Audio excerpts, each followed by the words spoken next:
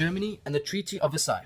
In 1917, on account of the heavy loss of life and property incurred by the Russian forces, a revolution in Russia led to the abdication of the Tsar in March and eventually to his execution in November by the Bolsheviks.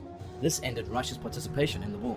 The United States sent its troops to the Western Front on April 6, 1917, strengthening the battered forces of the Allied powers. The British naval ships had blockaded the German ports, causing a shortage of food and supplies for the German people. A starving population and an outbreak of diseases in its cities made Germany weaker. The German offensive that started in March 1918 with the objective of cornering France and outflanking Britain backfired. After some initial success, the swift army of German stormtroopers suffered heavy casualties. The arrival of more American, Canadian, and Australian forces by mid-1918 pushed the offensive back. After the death of Emperor Franz Joseph in 1916, the Austro-Hungarian Empire lost interest in the war. They finally signed an armistice in November 1918.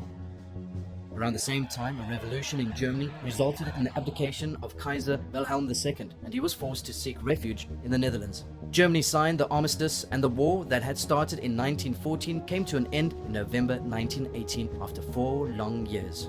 6 months later, on the 28th of June 1919, a peace conference was held in the Hall of Mirrors in Versailles, France. The Allied nations, led by Britain, France, and the USA, held Germany responsible for the war.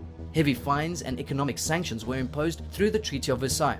Germany was forced to pay a huge sum of money as compensation for the war and had to take measures to reduce its military strength. Need more help? Subscribe to our channel or dive into our expert textbooks and get that learning edge.